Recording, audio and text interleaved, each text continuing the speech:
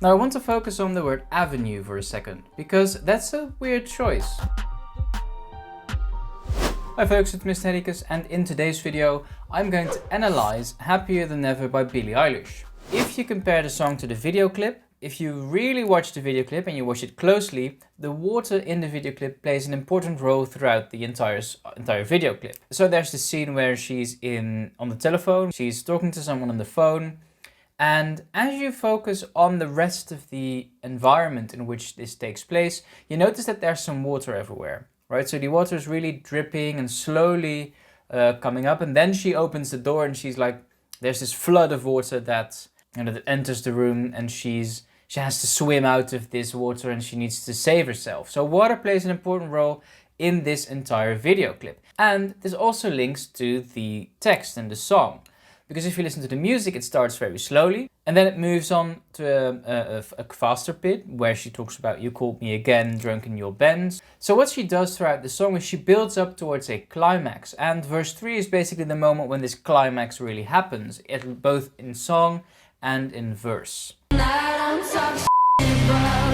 So now it's time to give some interpretation of the song. This is an example of a conversation poem, and she's clearly having a conversation with someone. Again, we see that in the video clip, and we see that throughout this story. So first of all, if we look at the beginning, she's kind of building up by saying, listen, I'm happier now that you're gone, right? I think many people who were in a bad relationship can relate to this. When you're in a different position without the person, you're happy. And I think she really wants to show us this here. When I'm away from you, I'm happier than ever. Wish I could explain it better, and I wish it wasn't true. She's not able to say why.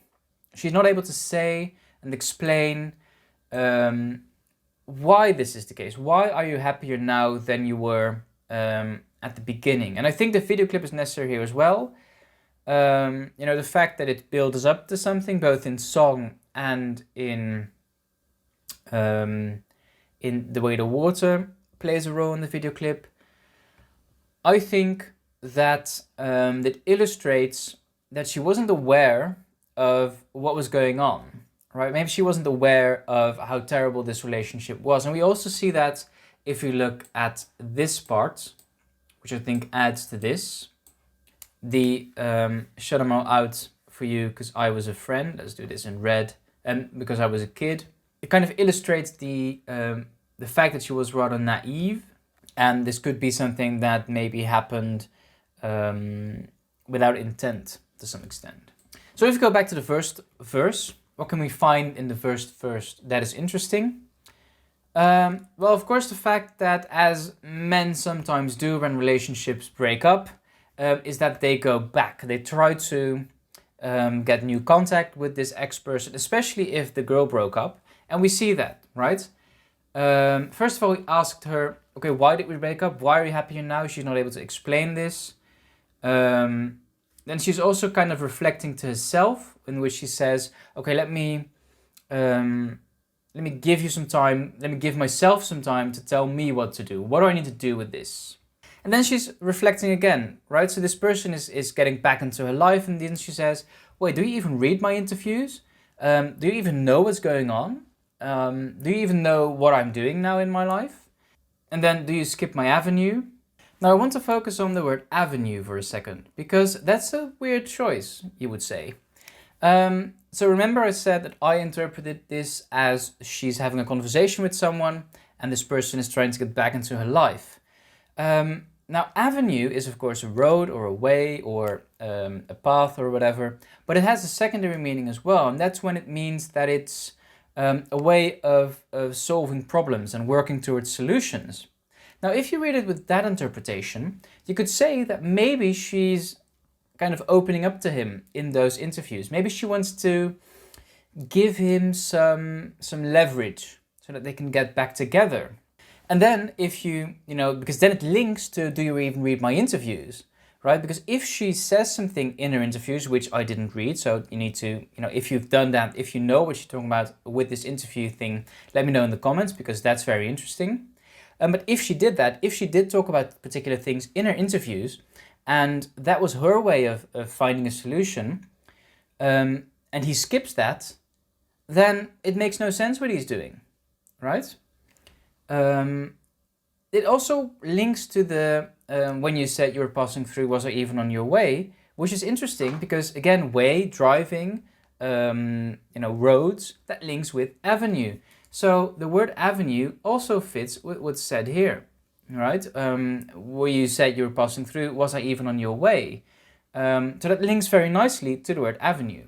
Then we get to a different scene where she says, well, I knew when I asked you to be cool about what I was telling you. She was kind of maybe pointing out a way of behavior or typical thing that he was doing, but she already knew that he was going to get angry, right? And this is the first sign in this song about the abuse, right?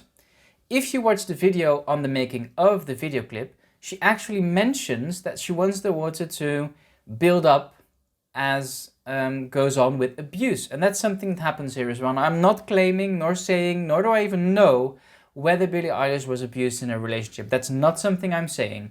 It's just an interpretation and the link of both the song, the video clip, and the thing that she mentioned when she was talking about the video clip.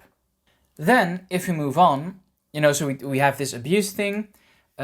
He would do the opposite of what she'd said you do, meaning that he would get angry instead of being cool, right? So instead of relaxing and accepting what she's saying, he would get angry and he would maybe abuse her again, right? And I'd end up more afraid, right? She would end up more afraid instead of relieved of the solution that she wanted to propose. Then she says he shouldn't say that it's not fair. So he shouldn't point out that what she's saying is unfair, or maybe refers to the entire breakup. Remember, she's still having this conversation with him, right?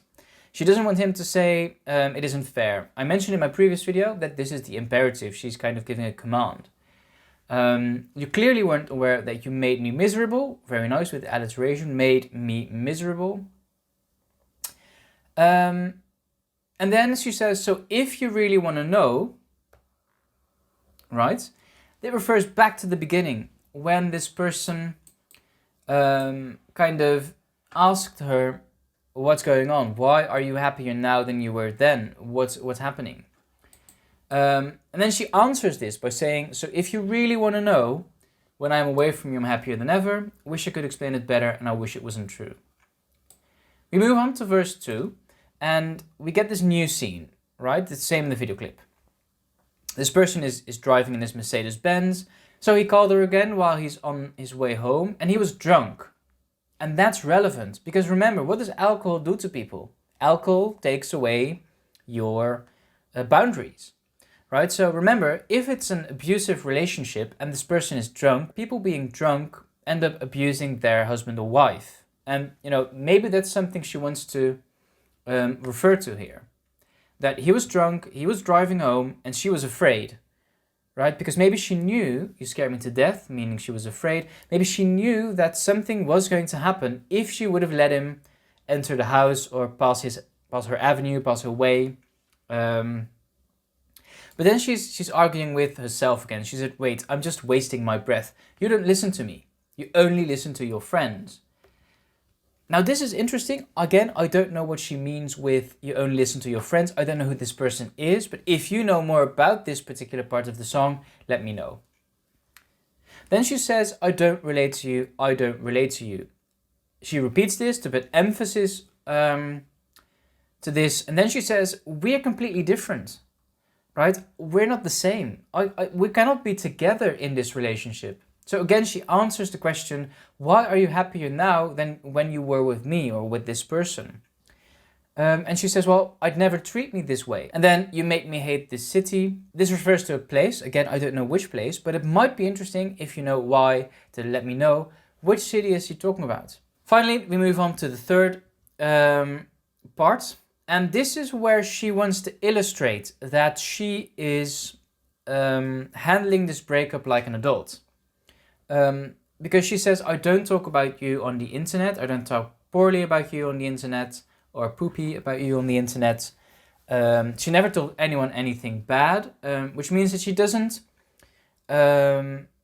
she doesn't make fun of him and she doesn't gossip about him. She doesn't spread fake news about him. Why doesn't she do that? Because it's embarrassing, right? And he was her everything. So she really loved him. Then she says, well, everything you in the end did was make me sad. Which kind of links to this "you were my everything" thing, where she says, you know, I loved you, you were my everything, you were my world, but in the end the only thing you did was make me sad. Then we move on to the part I like the most of the song, which I think was genius if you look at the music and if you listen to the music. So then she says, don't waste the time I don't have and don't try to make me feel sad. Don't try to make me feel bad. So again, she says, you know, don't argue with me about why we should get back together and why what I'm saying is not true. And then something that men sometimes do when they're having a terrible breakup. I'm not saying all men do this, so don't interpret it like this. But she doesn't want him to make her feel guilty and put guilt in her shoes, right? Don't try to make me feel bad. She doesn't have time to discuss things with him. She doesn't have time to argue with him about why they should get back together and why she's wrong.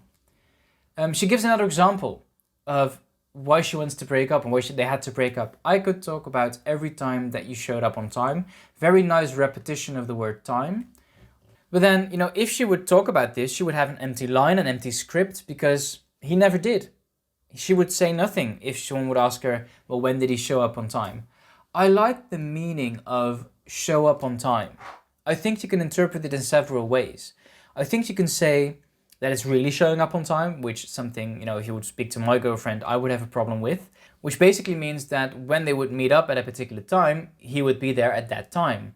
But also, I think, and that's maybe something she also wants to put in here, is the fact that he showed up when she needed him, right? So let's say she was having a bad time at work, one of her songs didn't go well, the recording, then she wanted to reflect on this with him and she wanted to talk about this with him, and then he would show up on time, but he didn't, he wasn't there for her. So maybe this is also an interpretation of to show up on time. Again, it wouldn't happen, and it also links to this, right? So these things kind of link together, meaning that he wasn't interested in her. Right? He wasn't interested in her life. He was only interested in himself. We know this because of the you only listen to your own friends part. So he wasn't interested in her life. Well, we know this because he was never, he didn't pay attention to her mother and friends. So what did she do? She let them go in order to please him, basically. But she was a bit naive when doing this. So finally we end the song by "You ruined everything good, everything that was nice has been ruined by him." Yet he would always say that he was misunderstood, and I talk about why this use of passive is important here in my previous video. He always says that, no, you're misunderstanding me, you don't really know what you're saying, you don't really get me, you relate to me. Interesting, right? It links to the "I don't relate to you." But that's not the case. Right? That's not the case. He clearly didn't follow her. He didn't understand her. So, you ruined everything good, always said you were misunderstood. He made all her moments his own. This is also something that we see in relationships to some extent, and also in some videos of poor relationships, where one of the two would basically roll over everything that's good that happens to another person. And then she says, well, just leave me alone. Just go away, leave me alone. So this kind of puts everything together, right? So it starts with her having a discussion with him on the phone, in which she would ask, well, why are you happier now than you were with me? And then it ends with her saying, just leave me alone. Just leave me alone, just go away and just accept that it is over. And that she is now indeed happier than ever. So that's my interpretation of the song Happier Than Ever. What I'm really interested in is, what's your interpretation of the song? Let me know in the comments, how do you interpret Happier Than Ever? Do you think that one of my explanations is incorrect? Or maybe you have more information about Billie Eilish that I don't know of, that explains other parts of this song, especially this city part. That's very interesting. For now, thank you for watching, please consider subscribing, and I hope to see you in one of my next videos.